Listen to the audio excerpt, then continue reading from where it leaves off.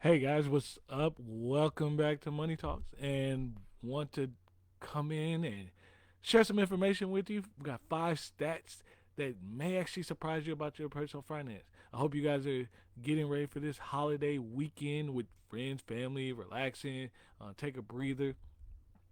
But just to give you perspective, and I hope this will help you. Real quick, thankful for every last one of you that are commenting, asking your questions, bringing new conversations to the group.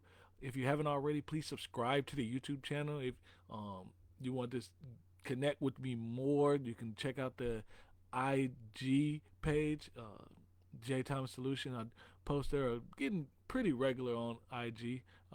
But yeah, all of this is to help you on your journey to building wealth.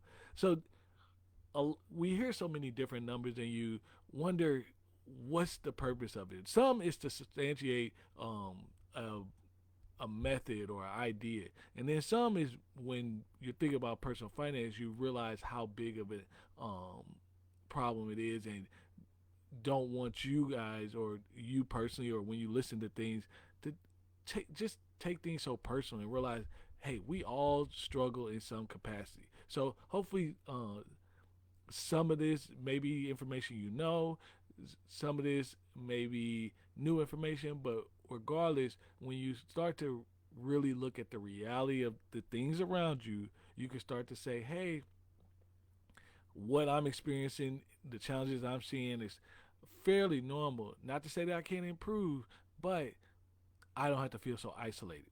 So, the first thing is 3 in 5 people don't keep a budget. So 60% of people don't keep a budget, meaning they're not writing their stuff down. They're not tracking their finances.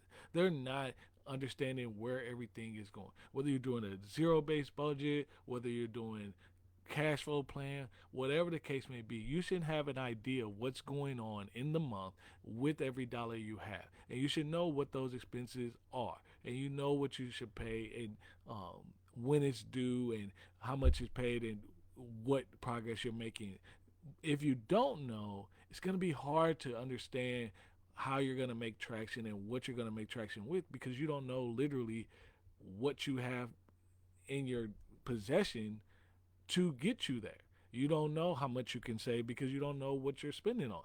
So it's important that you take this opportunity. 60% of people, 3 out of 5, most people do not write down their money. And the more and more we're going to through methods of electronic payment and things of that nature that doesn't allow you to pause in the purchase, kind of do it on autopilot, that's going to become a lot more difficult. But there are many different apps. You can pencil and paper, Excel sheet, whatever the case may be, but you got to write your money down. And keeping with that, 60% of people don't have a budget. 78% of people live paycheck to paycheck. Nearly 8 out of 10 people. And what that truly means is if you lose your job, you could not last the next month's bills. You don't have enough money in your possession, in your savings account, to go ahead and pay for your next month's bills. It's very, very hard to get ahead when you can't take an emergency. And the fact is, many different things, if anything, of the last year has taught us, it's taught us a couple different things. It's confirmed that having good cash on the side is valuable. Having 8 months emergency fund, 6 months emergency fund, those type of things are valuable. But also taught that you can never truly know what situation, what event, what circumstance is gonna come that could interrupt your flow. And when you think about 8 out of 10 people, this is not an income problem. This is everybody, whether you're making 6 figures, whether you're making below 6 figures, struggles with putting away, saving away money to be able to handle that next emergency. And when you can change your financial situation to where you're not dependent on that next paycheck, meaning if you don't have a paycheck for 1 month, 2 months, 3 months, 7 months, a year, and you still had it, still can maintain your standard of living, you're in a lot financially healthier place because you get to make different choices, and that buys you time. Keep it in that. Two or three families lack an emergency fund. There's an importance to having cash on hand. Things will come up, but you need cash for several different reasons. When you go to buy a house, they're always going to look at, hey, do you have enough, whether it's retirement, whether it's cash in the bank, to actually pay for this mortgage after? Having cash in the bank, should an emergency happen, do you need to get something fixed at your house? Do you get something fixed on your car? Do you have a hospital emergency? Do you have something? If you have kids, something always comes up with them. It's like they walk out and go find life, right? Do you have something else? Do you have some cash just set aside just in case something should happen? Should there be a dip in your income? Whatever the case may be, do you have that? The next one is more demographic specifics. 54% of millennials are actually concerned about student loans. And what they're concerned about is that they'll never be able to pay them off. What You can pay off anything that you want, but are you creating a workable, realistic plan? And are you utilizing your resources to be able to combat and make traction with that plan? It's important that you do that every uh, or you take advantage of the opportunity with that. First thing I would do is find out how much student loans you have. Do you have private loans or do you have federal loans? Next, I would look at, can you get on some sort of income-based payment just so you can stabilize what this payment is and you can make it more realistic for the income you have coming in. That's a valuable resource that has come up. Should it be your end-all plan? No, you should start to look at ways of, how am I going to get rid of this on the long term? If you have over six figures of student loan, doesn't mean you can't buy a house or anything now, but you do need to prepare yourself. Get rid of car loans, get rid of credit cards and things like that to get yourself in a more stable place. Again, think about it. If you're on that student loan payment plan and COVID, something like COVID hit, you didn't have to worry about that payment at that time.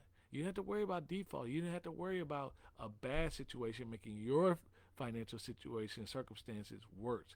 That's why you want to limit your risk and exposure from a financial standpoint. And there are opportunities where you can do that. And the good thing, again, about our situation here in America, it doesn't matter how many times you mess up, we still give you another chance.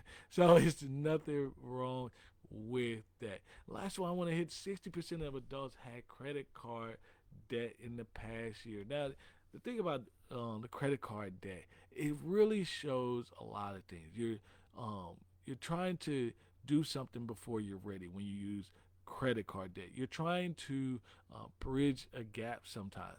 And the fact is, if you really operate your credit card with just practical common sense to say, hey, I don't actually have the money to pay for this. What would I have done if I didn't have this credit card? Having credit card debt is probably one of the worst debts to have because, not due to interest rate, it's because of what people use it for. It's, oh, I'm going to use my credit card debt for an emergency. There's got to be a huge emergency for me to use my credit card for it. No, I'm going to struggle through because while it may hurt in the short term, on the long term, it's going to be more beneficial to me. Having credit card debt puts a tight squeeze and shows literally that you are living outside your means. And the thing about credit card debt is it can get progressive. You don't get to keep the same payment. As your balance grows, that minimum payment grows. And the more that balance grows, it puts you in a position that minimum payment, you're paying interest for years. And what happens when you can only make the minimum payment? Now you're looking at a 13, 14, 15-year timeline where you've paid nearly 8, 9, 10 times for something that you only bought once. A lot of it, when you think about what's put on your card and what you're borrowing for, if you can't pay it off within that 30 days, so there's no interest accrued, it's just not worth it. It really isn't. But I would encourage you, throughout all these different things, people don't have emergency funds. People do carry student loan debt. People do have credit card debt. People don't make a budget. That is not what we consider a regular lifestyle of um, our U.S. American way. But it can be your regular lifestyle. And the reason why is kind of cultural. But the thing is, if you take on those habits, if you build those habits, if you understand how to use a budget effectively, how to make just a sound, solid decision, how to delay gratification, realize that, yeah, I know I'm adult, I know I work hard, but sometimes I need to wait a little bit just because this isn't the right time to buy. If you can do those things and you can do it consistently over a 8, 9, 10 year period of time, you will see dramatic effects financially from it. And then from the savings, if you're taking your savings from all those habits and investing, whether it's real estate, whether it's a business, whether it's the stock market, you will see an exponential increase.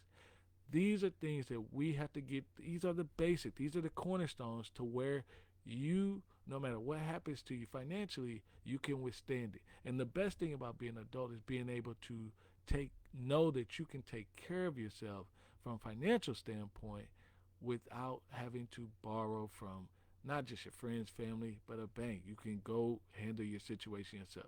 I hope you guys enjoyed this video. If you like it, go ahead and give it a thumbs up. If you're watching this on YouTube, go ahead and leave me a comment down there below. I can't wait to see you guys in the next video.